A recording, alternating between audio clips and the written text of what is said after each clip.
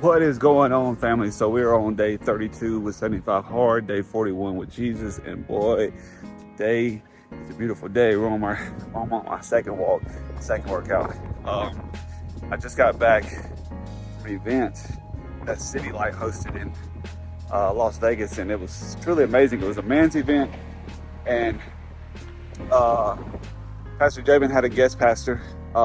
His last name was Mecum. I can't remember his first name, and I don't want to go out of the video because I have to start it all over. But I might just post it down here, what his name was. And he was an amazing pastor. I want to say it was probably the first time I actually witnessed him preaching. But man, I just want to give y'all, as I'm talking, I'm going to show y'all, how the room was. And it was just wild, especially being nothing but men. It was just truly amazing to see just God working through us as men, but just a whole room of men, just coming forth and just praising the Lord. It was just a surreal experience because I never actually got to witness anything like that. So it was really awesome to witness that and everything. Got some people coming, so I really don't want to be too strange here, but I'm gonna keep going and not be weird. But yeah, it was a really cool experience to witness it. So I actually after getting out of there, I wanted to go over some of the things that we spoke about.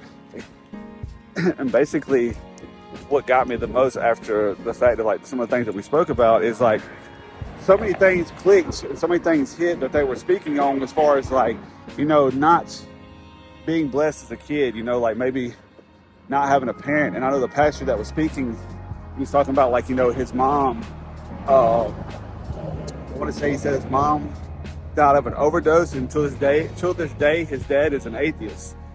And it just showed up, it's just a different perspective as far as just having someone up there that's praising God and saying these things, but also went without so much when it came to being a kid, and until this day, still his father is still against what he's doing and the things that he's doing within God and how God's doing things within him. But it was just a surreal thing, man. And as you guys can see, it was a packed out house. We all were praising. We all were just, enjoying the Spirit, as well as just praising the one that just gave us that gives us peace, that gives us hope, that gives us validation that this life is just, we're just living right now. It's just life. We're just living in the flesh, but eventually, coming to Him, we can live for eternity. And it's just one of those things that I'm starting to realize is just amazing, an amazing feeling. And today, I was reading Luke. I want to say I'll probably go back to the house. That way I can actually go over one of the chapters in the scripture I read. It was Luke 11. But besides that, I just had to get on here to speak on that part as well, because this is just a real experience, man. I don't know. This is something new to me, and I actually enjoyed it so much that I'm sitting here just man, I need to find more events like that are just man events, because we go over certain stuff that we wouldn't go over in on a regular Saturday night during service, or a regular Sunday. But yeah, and like I said, another one is I can't wait for it to happen again, truly.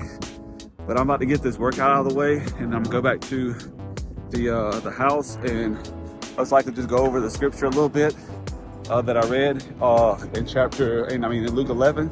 And but yeah, I'll see you guys back at the house. What is going on, family? So as we got back from the walk, drenched in sweat because it's hot like crazy. Like I said, I was on Luke 11, and let me see. So I want to say one of the main scriptures probably was Luke 11:33.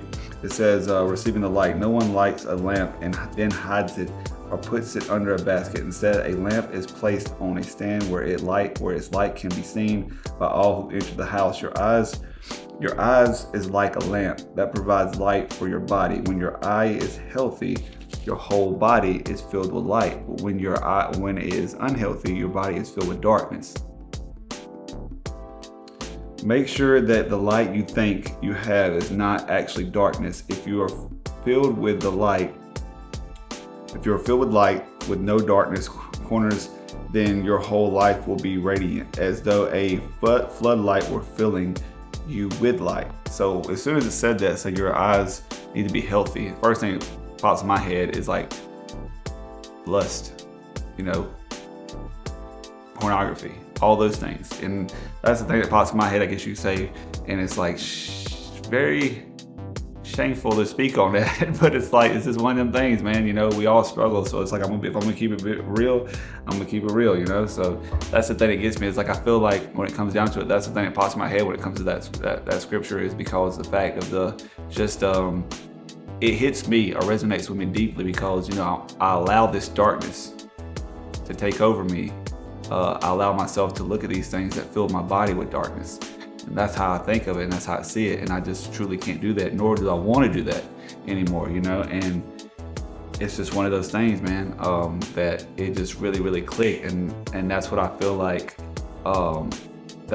hits on my end and resonates on my end. And it's just something I wanted to share too, because it's just something I feel like that could be, maybe it could help someone else, receiving light, what I'm saying? Keep your eyes healthy, what I'm saying? And your body would be filled with healthy things.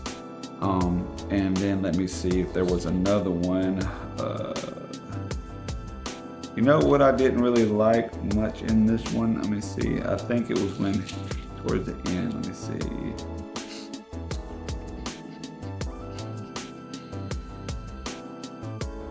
No, I think that might have been. It was wild how he was talking to the Pharisees, man. I was like, he was telling them how it was for real.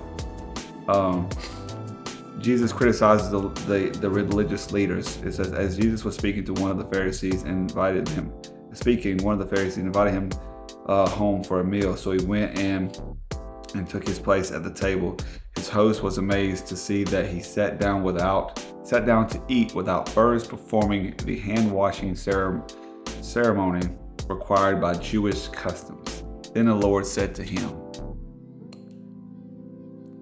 you Pharisees are so careful to clean the outside of your cup and the dish, but inside you are filthy, full of greed and wickedness. Fools, didn't God make the inside as well as the outside? So clean the inside by giving gifts to the poor, and you will be clean all over. What sorrows await you, Pharisees?